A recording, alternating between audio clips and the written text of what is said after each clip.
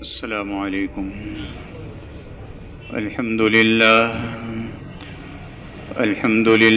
نحمده ونستعینه ونستغفره ونؤمن به ونتوکل علیہ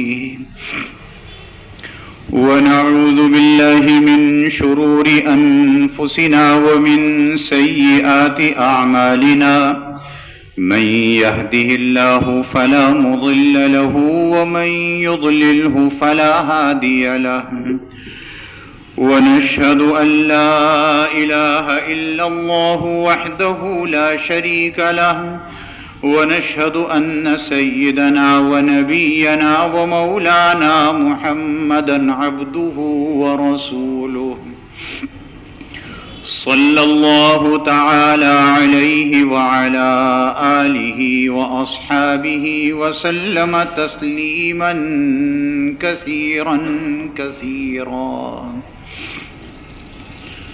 أما بعد فأعوذ بالله من الشيطان الرجيم بسم الله الرحمن الرحيم لقد كان لكم في رسول الله أسوة حسنة صدق الله العظيم۔ بزرگان محترم اور برادران عزیز، جناب رسول اللہ صلی اللہ علیہ وسلم کا وہ حق جو ہمارے ذمے ہے بیان ہو رہا تھا کہ آپ کے طریقوں کو، آپ کی سنتوں کو اپنانا۔ بعض سنتیں ایسی ہیں کہ ان کا پورا کرنا لازم ہے، اور بعض سنتیں ایسی ہیں جو غیر مؤکد ہیں، لیکن جب میں اور آپ صبح آنکھ کھلنے کے بعد سے لے کر رات کو آنکھ بند کرنے تک سارے کام کر رہے ہیں، اور وہ کام اگر نبی کریم علیہ الصلاۃ والسلام کے طریقے کے مطابق نہ ہو تب بھی کر رہے ہیں، تو مطلب یہ ہوا کہ ہمیں تو یہ کام روزانہ کرنا ہے۔ اگر ان روزانہ کے کاموں کے اندر ہم حضور علیہ الصلاۃ والسلام کی سنت کا بھی خیال کر لیں تو مفت میں اجر و ثواب کے مستحق ہوں گے۔ اور نبی کریم علیہ الصلاۃ والسلام کے ساتھ ہمارا جو آپ کی امت کے ایک فرد ہونے کا تعلق ہے، اور دیکھیے دنیا میں جس کے ساتھ بھی تعلق ہوتا ہے تو ہم ایسے کام کرنے کی کوشش کرتے ہیں کہ وہ خوش ہو جائے۔ تو ہمارا تعلق جناب رسول اللہ صلی اللہ علیہ وسلم کے ساتھ امتی ہونے کا ہے، تو ہم جب امتی ہونے کی حیثیت سے وہ کام کریں گے جو حضور علیہ الصلاۃ والسلام کے ہیں، تو حضور علیہ السلام کو کتنی خوشی ہوگی کہ میری امت کا فرد ہے۔ اس لیے میرے بھائی، ہم روز یہ سارے کام کریں گے جو ابھی میں آپ کو بتلاؤں گا، کرتے ہیں، بڑے بھی کرتے ہیں، مرد بھی کرتے ہیں، عورتیں بھی کرتی ہیں، چھوٹے بچے بھی کرتے ہیں، لیکن کیا ہی اچھا ہو کہ ہم ان کاموں کے اندر جناب رسول اللہ صلی اللہ علیہ وسلم کے طریقے کو اپنا لیں۔ کام تو تب بھی ہوگا، کام اب بھی ہوگا، اور پہلے جو کام ہم کر رہے تھے اس میں اجر و ثواب نہیں تھا، اب اس توجہ کے ساتھ کریں گے اجر و ثواب ہو جائے گا۔ ان کو سمجھ لیجئے نا، یہ حضور علیہ السلام کی سنتیں ہیں، ہم ان کو چھوٹی چھوٹی چیزیں سمجھتے ہیں، چھوٹی نہیں ہے، بہت بڑی چیز ہے۔ جب ہم اس کو اپنا لیں گے ہمیں اس کا اندازہ ہوگا کہ اس کے کتنی فوائد ہیں۔ نیند سے جاگتے وقت کی سنتیں، یہ ایک سبق ہو رہا ہے میرا آپ کا، میں بھی سبق پڑھ رہا ہوں، آپ بھی سبق پڑھ رہے ہیں۔ تو نیند سے اب کون شخص ہے جو نیند سے نہیں اٹھتا؟ سب سوتے ہیں، سب اٹھتے ہیں۔ تو نیند سے جاگتے وقت حضور علیہ السلام کی یہ سنتیں صبح سویرے اٹھتے ہی یا کسی وقت دوپہر کو سو جائیں اور پھر اٹھیں تب بھی اس طرح سنتوں پر عمل کرنا شروع کر دیجئے اور اسے شب و روز، رات و دن کا معمول بنا لیجئے۔ نمبر 1، نیند سے اٹھتے ہی دونوں ہاتھوں سے چہرے اور آنکھوں کو ملنا۔ نیند سے بیدار ہوئے تو ان ہاتھوں سے چہرے کو مل لیں اور آنکھوں کو مل لیں۔ دیکھیے ہم ایک شکایت کرتے ہیں، بہت سے لوگ کرتے ہیں، آج کا دن میرا بڑا سست گزرا، کام میں دل ہی نہیں لگا۔ دیکھ لیجئے اپنے ارد گرد کے ماحول میں بھی کبھی کرتا ہوں، کبھی آپ بھی کرتے ہیں، آج کا دن بڑا سست گزرا۔ یہ جو چہرے پر ہاتھ ملنے کی سنت ہے، اس سے دن بڑا اچھا گزرتا ہے۔ اس کی آگے بتا بھی رہے ہیں، یہ اس کے ملنے کا فائدہ کیا ہوگا؟ حدیث میں آ رہا ہے نا، تاکہ نیند کا خمار دور ہو جائے۔ نیند کا خمار جب ہمارے اندر رہتا ہے نا، اور جب ہم سنت کے مطابق نہیں کرتے تو سارا دن خراب گزرتا ہے۔ یہ شمائل ترمذی میں یہ حدیث موجود ہے۔ شمائل ترمذی، امام ترمذی رحمۃ اللہ علیہ نے وہ احادیث جمع فرمائی ہیں اس کتاب میں کہ حضور علیہ الصلوۃ والسلام کیا کیا عمل کرتے تھے، آپ کی زندگی کیسی تھی، آپ کی معاشرت کیسی تھی، اس میں یہ حدیث ہے۔ نمبر 2، جاگنے کے بعد یہ دعا پڑھنا، الحمدللہ الذی احیانا بعدما اماتنا والیہ النشور۔ اور اس دعا میں ہم اللہ رب العزت کے سامنے ہم اپنا ذہن پھر تازہ کر رہے ہیں، اپنا عقیدہ پھر تازہ کر رہے ہیں۔ اے اللہ ساری تعریف آپ کی ہے، احیانا آپ نے زندہ کر دیا، بعدما اماتنا موت کے بعد، رات کو سوئے تھے، دن میں کسی وقت سوئے تھے، یہ موت ہی تو ہے۔ حدیث میں اس کو موت فرمایا گیا، موت کی بہن فرمایا گیا۔ یہ سونے کے بعد ہمارے جسم پر کوئی کیڑا آ جائے، کوئی موذی جانور آ جائے، ہمیں کوئی نقصان پہنچا دے، ہمیں کچھ نہیں پتا۔ ہم اٹھے اور صحیح سالم تھے، تندرست تھے، ہم ساری اپنی زبانوں میں، اپنی مادری زبانوں میں اللہ کا شکر ادا کرتے رہتے، شکر ادا نہیں ہوتا۔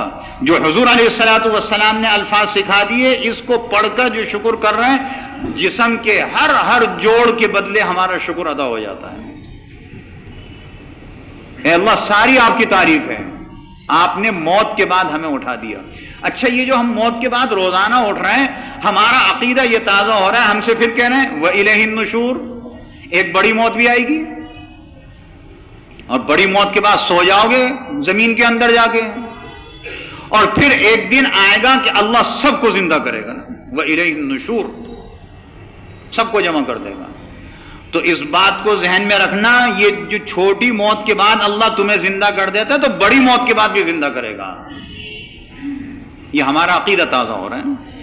نمبر 3، جب بھی آپ سو کر اٹھیں تو مسواک کریں، یہ الگ سنت ہے۔ وضو میں مسواک کرنا الگ سنت ہے، اور فائدہ اس کا یہ لکھا ہے کہ وضو میں دوبارہ مسواک کی جائے گی، وہ علیحدہ مسنون ہے۔ سو کر اٹھتے ہی مسواک کر لینا علیحدہ سنت ہے۔ پھر دیکھیے، نیند سے جاگنے کے بعد کپڑے پہنے ہوئے ہوتے ہیں، اور پھر کپڑے دوسرے بدلتے ہیں، لہذا کپڑے پہنتے وقت ان سنتوں کا آپ خیال رکھیں۔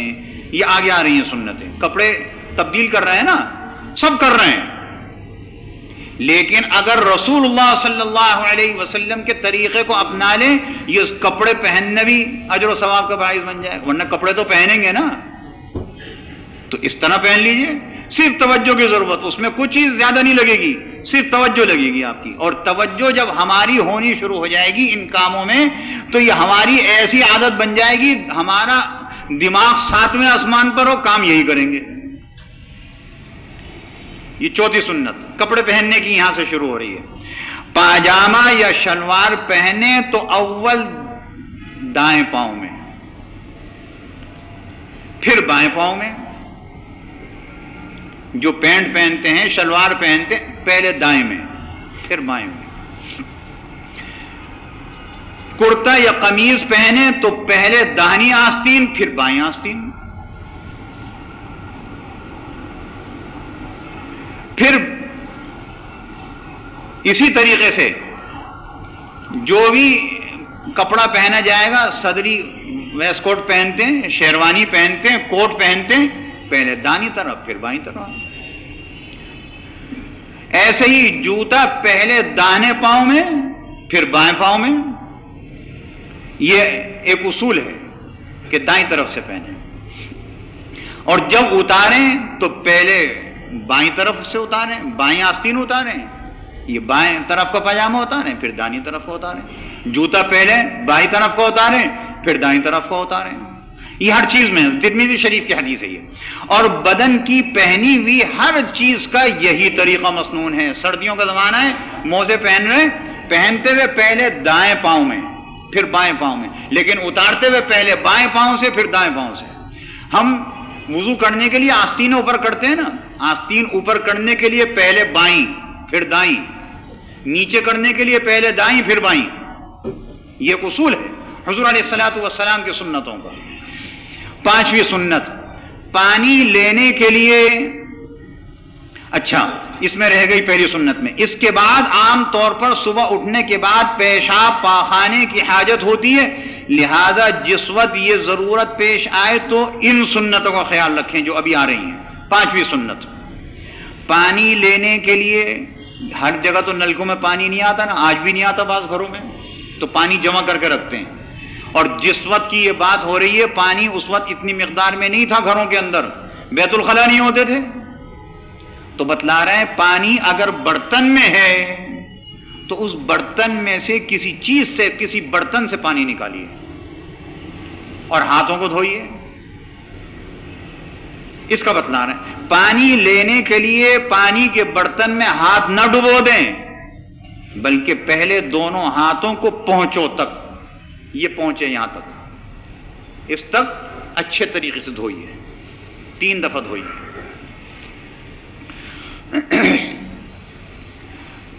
تب پانی کے اندر ہاتھ ڈالیں. یہ ترمذی شریف کی حدیث ہے. ہمیں ادب بھی سکھلا رہے ہیں، ہمیں نظافت بھی سکھلا رہے ہیں، ہمیں پاکی بھی سکھلا رہے ہیں. پتہ نہیں اگر ہاتھ میں ناپاکی لگی ہو تو سارا پانی ناپاک ہو جائے گا نا، تو پہلے ہاتھ دھو لیں اس طریقے سے. اور اب چونکہ نلکوں کا زمانہ ہے تو نل کے نیچے پہلے 3 مرتبہ ہاتھ دھو لیں، بعد میں دوسرے کام کریں. نمبر 6، استنجے کے لیے پانی اور ڈھیلے دونوں اگر لے جا رہے ہیں. نزول اسلام کے زمانے میں پانی، میں نے کہا اتنی وافر نہیں ہوتا تھا، جمع کر کے رکھنا پڑتا دور. اور اب بھی بہت ساری جگہ، اور کراچی کا بھی حال تقریباً ایسا ہی ہے. یہ جو ہم کہہ رہے ہیں نا کہ پتھروں کے دور میں لے جائیں گے، یہ پتھروں کے دور میں تو خود لے گئے، ویسے بھی پتھر بنا دیا کراچی کو. تو اس لیے اگر پانی موجود ہے تو پانی اول درجے کا ہے، پھر ڈھیلوں کی ضرورت نہیں ہے، کیونکہ ڈھیلا تو پانی کے قائم مقام ہے، پانی ڈھیلے کا قائم مقام نہیں ہے. اہل قبا جو مدینہ منورہ، اب تو مدینہ منورہ میں آ گیا، جب حضور اقدس صلی اللہ علیہ وسلم ہجرت فرما کے تشریف لے گئے، آپ نے وہاں قیام فرمایا کئی دن. وہاں اسلام کی سب سے پہلی مسجد کی بنیاد رکھی، اپنے ہاتھوں سے تعمیر فرمائی، مسجد قبا. یہ اہل قبا کی تعریف اللہ رب العزت نے سورہ توبہ میں فرمائی ہے کہ یہ بڑے پاکیزہ لوگ ہیں. حضور علیہ السلام نے پوچھا بھئی تم کیا کرتے ہو؟ اللہ نے تمہاری تعریف فرمائی. تو انہوں نے کہا ہم استنجا جو ہے وہ پانی سے کرتے ہیں.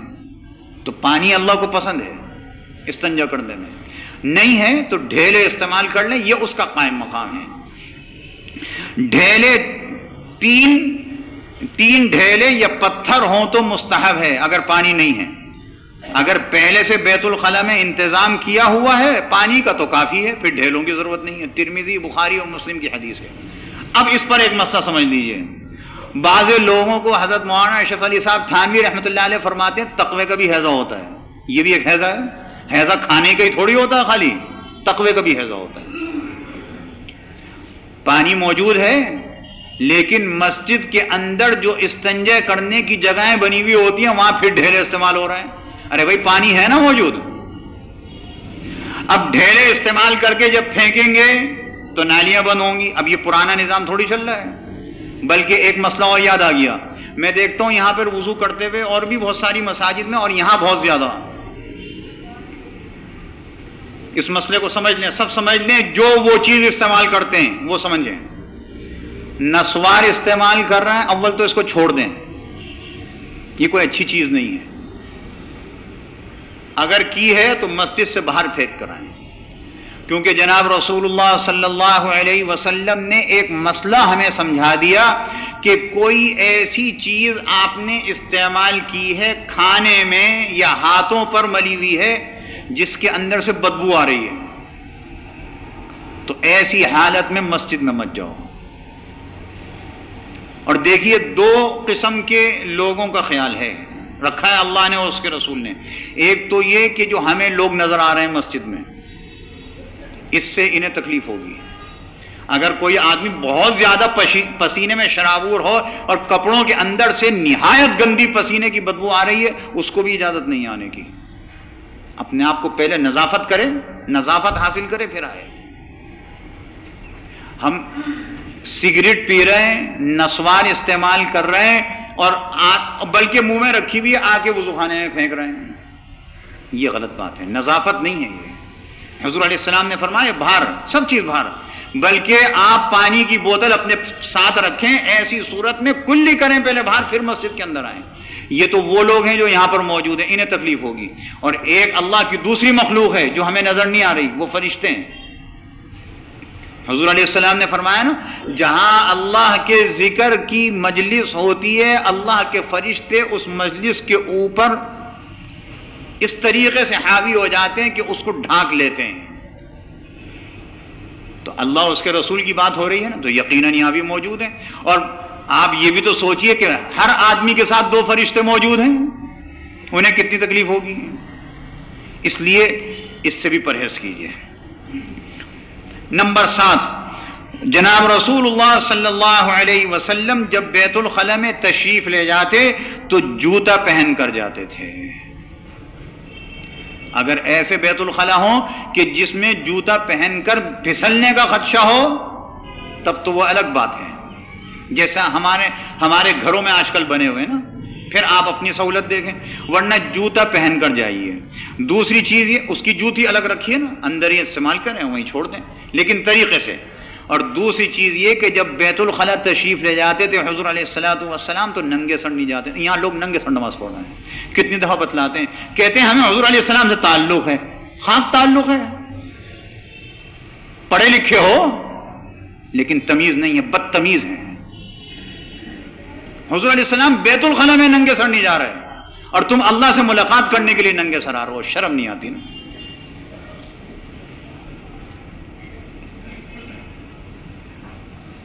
نمبر 8، حضور علیہ السلام جب بیت الخلاء میں داخل ہوتے تو ہمیں دعا تعلیم فرماتے ہیں. کیا دعا تعلیم فرمائی؟ بیت الخلاء میں جاؤ پہلے دعا پڑھو، بسم اللہ اللہم انی اعوذ بک من الخبث والخبائث. بیت الخلاء کوئی اچھی جگہ تھوڑی ہے، وہاں تو گندگی ہوتی ہے. اور گندگی جہاں ہوتی ہے یہ جتنے برے اثرات آتے ہیں جنات کے اور بتیری چیزوں کے، یہ زیادہ تر گندگی سے آتے ہیں. اس لیے رسول اللہ صلی اللہ علیہ وسلم نے تعلیم فرمایا جانے سے پہلے یہ جتنی خبیث چیزیں ہیں اس کی پناہ اللہ سے چالو، اللہ کی پناہ میں آ جاؤ. تو یقیناً جب ہم اس دعا کو پڑھیں گے تو اللہ کی پناہ میں آ جائیں گے اور خباثت کی جو چیزیں ہیں ان سے ہم محفوظ ہو جائیں گے. یہ صرف کہنے اور سننے کی بات نہیں ہے، ہمیں چاہیے اپنے گھروں کے اندر اپنے بچوں کو سکھلائیں. یہ ترمذی شریف کی حدیث ہے نا جو ابھی بیان ہوئی. نمبر 9، بیت الخلاء میں داخل ہوتے وقت اندر پہلے بایاں پاؤں الٹا پاؤں رکھیں، پھر سیدھا پاؤں رکھیں. داخل ہو رہے ہیں چپل پہن رہے ہیں تو پہلے الٹے پاؤں میں چپل پہنے اور چلے جائیں، لیکن جب باہر نکلیں گے تو پہلے دایاں پاؤں باہر نکالیں گے. یہ حضور علیہ السلام، بھائی کون ہے جو بیت الخلاء نہیں جاتا؟ لیکن اگر ہم اس کا خیال کر لیں جاتے آتے کس طریقے سے پاؤں اندر رکھنا ہے، کس طریقے سے نکالنا ہے، بیت الخلاء کی ضروریات تب بھی پوری ہو جائیں گی، لیکن یہ اجر و ثواب اللہ مفت میں عطا فرما دے گا. اور حضور علیہ السلام کے بتلائے ہوئے طریقے پر عمل، اس پر اجر و ثواب، یہ تو بہت بڑا اللہ کا کرم ہے. 10ویں چیز، جب بدن ننگا کریں تو آسانی کے ساتھ جتنا ہو سکے کھول سکیں اتنا ہی بہتر ہے، اور اس کو نیچا ہو کر جو آدمی جھک سکتا ہو اس طریقے سے۔ یہ ترمذی اور سنن ابی داؤد کی حدیث ہے۔ دیکھیے ایک زمانہ تھا نزول اسلام کے زمانے میں، یہ گھروں کے اندر نہ بیت الخلا ہوتے تھے نہ غسل خانے ہوتے تھے، دور جایا کرتے تھے، اور جب کھلے مقام پر غسل کرتے تو تہمت باندھ کے کرتے تھے۔ اب گھروں کے اندر ہے، کپڑے بدن سے الگ کر دیے، اب جب بدن سے کپڑے الگ کر دیے تو شیطان جو ہے اس کے اثرات تو موجود ہیں، اس کی نظریں بھی موجود ہیں۔ تو یہاں حضور علیہ الصلوۃ والسلام نے ایک بڑا مفید عمل، آپ کے تو سارے عمل مفید ہیں، لیکن ایسا عمل ہمیں دیا ہے کہ جب کپڑے اتارنے لو، یہ غسل خانے سے باہر ہوگا، ساری دعائیں، بیت الخلا کی دعا بھی بیت الخلا سے باہر، پھر بعد میں اندر جائیں۔ جب غسل خانے میں آپ نہانے کے لیے غسل کے لیے جا رہے ہیں تو باہر یہ دعا پڑھ لیں، اس کے بعد آپ کپڑے اتاریں گے تو شیطان کی نگاہ سے اس کے اثرات سے محفوظ ہو جائیں گے۔ بڑی آسان دعا ہے، اس کو پڑھ لیں آپ، اور یہ اپنا معمول بنا لیں، بسم اللہ الذی لا الہ الا ہو۔ کتنی مختصر ہے، بسم اللہ الذی لا الہ الا ہو، بسم اللہ الذی لا الہ الا ہو۔ اس کے بعد، اس کے پڑھنے کے بعد جب آپ غسل کریں گے تو اس کی نظر سے محفوظ ہو جائیں گے، اس کے اثرات سے محفوظ ہو جائیں گے۔ کتنی آسان چیز ہے، ہمارا دین تو بہت آسان ہے۔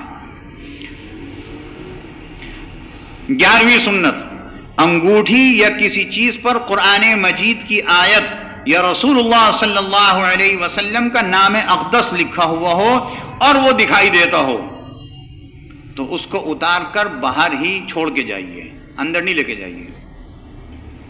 یہ بے ادبی کی بات ہے۔ قرآن مجید کسی نے رکھ لیا جیب میں اور جا رہا، ایسے نہیں جا سکتا۔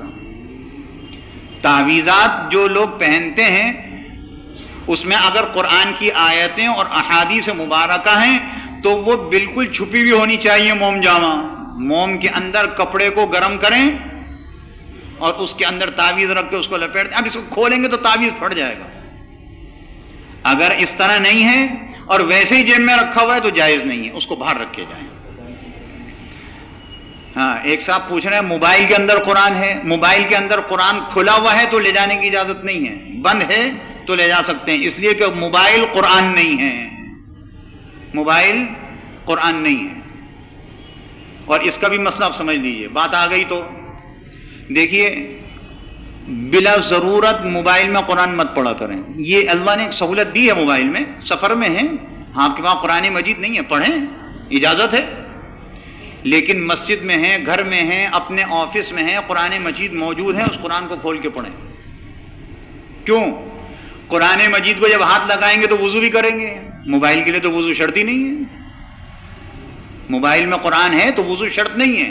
دوسری چیز، اگر موبائل میں ہی قرآن پڑھنے، جیسے مسجدوں میں دیکھتا ہوں قرآن مجید موجود ہے، موبائل پہ پڑھ رہے ہیں، یہ ایسی خراب عادت ہے، ایک زمانہ آئے گا آپ قرآن کو ہاتھ میں نہیں لیں گے، یہ ہم سے قرآن ہمارے ہاتھ سے چھڑوایا جا رہا ہے۔ ضرورت کے وقت جائز ہے، بس بلا ضرورت جائز نہیں ہے۔